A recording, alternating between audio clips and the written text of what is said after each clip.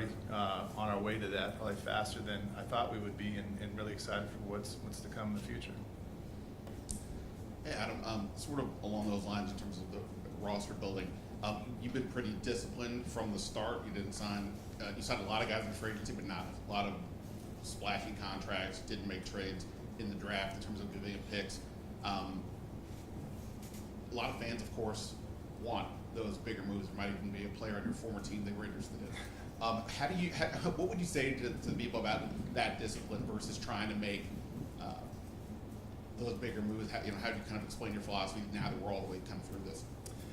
Yeah, I think it really just goes back to one core philosophy: is you always want to do what's best for the team, and that's for the short and long term. And so every decision we make is going to be with that in mind, and we're going to talk about it. And there's going to be a lot of different things that come across our desks, and we sit down and we talk about it. And do we think this is the right move for us right now and for the future? And so each time, each individual decision is going to be the same thought process: is this the best for our team? And that's going to drive our decision making. And then for both of you, in terms of the roster, sort of along the same lines. Dan, you mentioned this the other day with the 2 undrafted free agents, how they sort of maybe epitomize the mindset that you guys are trying to accomplish. How do you think, how much was that the ultimate goal to obviously want talent, but to build that mindset, build an identity, even maybe above worrying about talent in the moment? I think you're on the right track, Ben, that you better have an identity and know what you're going to be about and how you get down, because if you don't, you'll just kind of hodgepodge it around. And so I think you see us play, you've got a glimpse so far of some of speed, of physicality, of going to finish, and so those are some of the traits that we admire about a lot of the players on this 70-man roster. And the more we do it, the stronger it's going to get, but that is a really important piece of it. Dan, have you had a chance to talk with the initial 53 and just the fact that they are in that locker room together now? And if so, could you share what you said? Yeah, we had a team meeting today, for the first time, and it's that connection together. I would say they've connected really strongly, Chick, which doesn't always happen right away. But to see a lot of these guys as teammates, what they want to be about, the standard they've set for one another, I think that's one of the really coolest parts when you look back and you watch. And I felt that Sunday night. Adam and I were both after the game, just seeing the energy for the players, after a score, after a big play, the sideline, kind of going crazy for some people. That's the type of environment that, Adam and I both really want to be a part of, like where we know we can work our ass off, but really enjoy it too. And so what I do see from this crew is a crew that does that. And so they're working really hard together to find their edges, but they're also enjoying it together. And so that's why, what better compliment than when you release somebody and they text you back later, hey man, I really want to be a part of this or that, or when a player is claimed by another team and they're waiting around to visit just because they wanted to, check in with Adam and make sure, to show that gratitude and appreciation.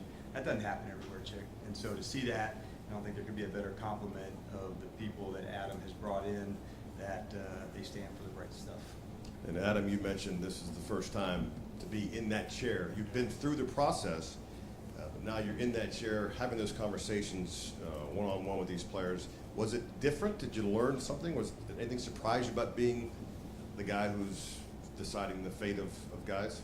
Yeah, it hits harder. It hits harder, and I would look back, and I'd always look at John Lynch and say, why is he so has so much turmoil and he's not sleeping one night? I'm like, you're fine. And then you're sitting in that chair, you realize the totality and the weight of it, and it wears on you, and they're hard. They're hard.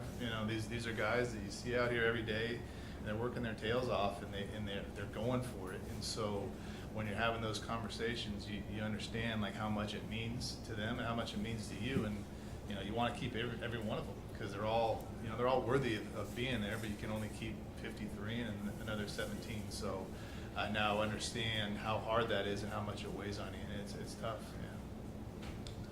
Obviously, they weren't your guys' draft picks, but 5 of 7 draft picks from last year were released. How do you kind of balance guys who are on, cheap team control versus upside and talent?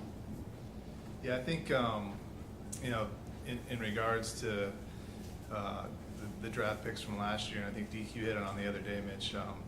You know, these guys were all Commanders, and they're all ours. You know, so and we're thrilled to bring a bunch of them back on the practice squad, and you know how it goes. A lot of them are going to be playing for us this year, and so a lot of those guys embody what we're looking for. We just had, in our eyes, some other guys ahead of them, but that doesn't mean that, you know, they're not going to keep getting better and become really good Commanders for us.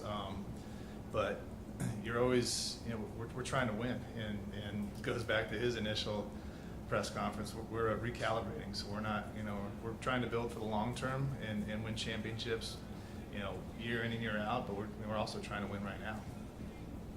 Do you guys anticipate making any major moves now before the season? Define major. It's too easy. I'm trying to think of something funny to say, but I can't. It's going to give you the same answer here, Sam. We're always going to do what we think is best for the team. So if a major move comes across and we look at each other and we talk through it with each other and we think that's best for us for short and long term, we're going to consider it and we're going to make the move that's best for the team. So we're not averse to any of that, but we're not just going to go make a big splash move just to make a splash move. How do you feel about the supporting cast you've given Jaden, specifically in the receiver room?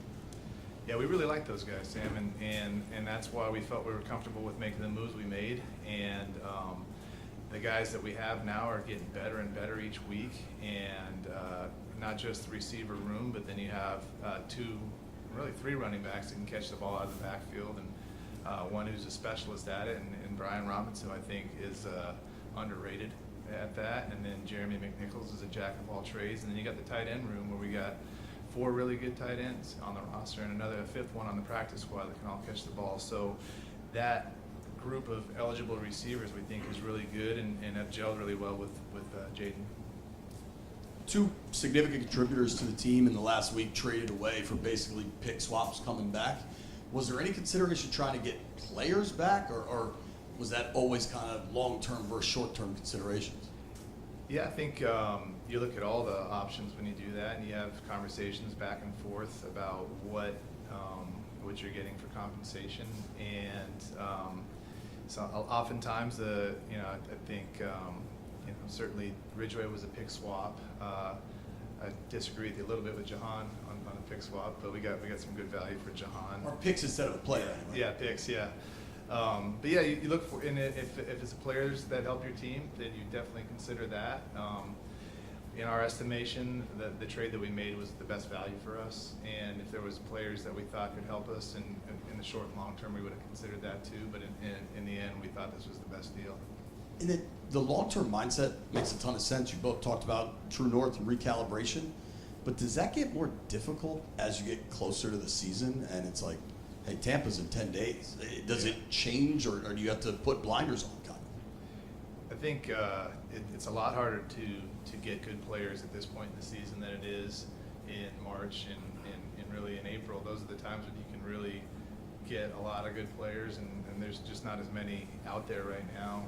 They're all on teams for the most part. So you can tweak your roster a little bit at this point for the most part, unless you have a big opportunity somewhere. But we're really happy with the guys that we have out there, and we're pumped to go see them, and they're going to go out there and I think really compete their ass off and play off. And I guess it's a long-winded answer just to say we're happy with the guys we have. And we love developing the players too. So where we are, here on August 28th, players are going to also grow and improve with it. And so every good team does that. You're playing your best towards the end, and that's part of developing and growing, and that's a cool thing. Adam, unlike some of your predecessors, you're coming into a whole new situation with no kind of institutional knowledge of kind of what happened here, but having seen sort of players around the league. How did that fresh perspective kind of help build this roster for you from the time you started until now, and kind of having a fresh and no preconceived notions about the people who are here?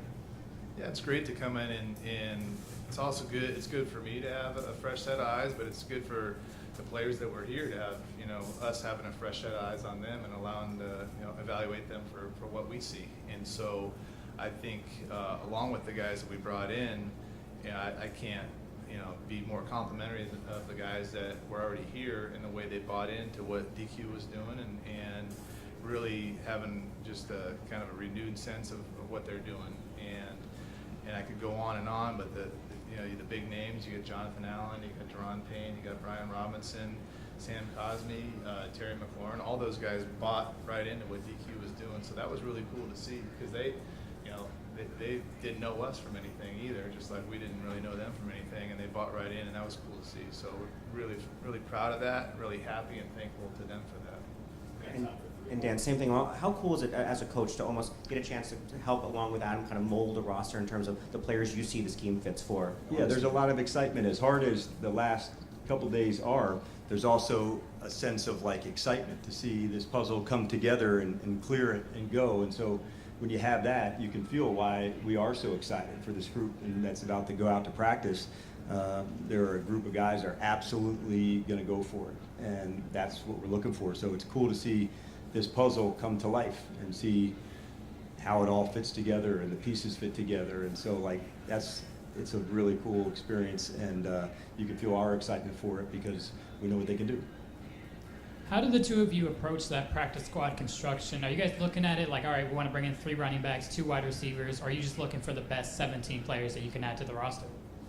Yeah, I think philosophically on a practice squad and really just kind of anywhere you're looking for a really good mix of guys that can come in and play for you. And that's one of the coolest things that, one of the only good things about COVID is that we're allowed to get a bigger practice squad because of the things that were happening then. And so that allows you to get 6 veteran players if you want on your practice squad, and then you can fill in the rest with younger guys. But so you have a mix of guys that can come in and sub in if you have a few injuries for a week or two, and then you have other guys where you can continue to develop. And like DQ says, even the veterans are still developing at that time. So you want to get guys that can help you right away, and then have another group of guys that can keep developing. So that's what we would look for, but you're always looking to get the best 17 that you possibly can. Andy and David Lester. Hey, there you all.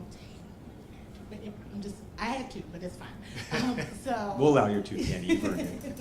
no, I'll just Always have to do overruling it. Sean. Yes, I'm always overruling Sean. So easy to do. Anybody else want 2 more? So you all have mentioned recalibrating as well as win now. So what does that look like from a season perspective? Do you look at the season of like, hey, we're definitely trying to make the playoffs.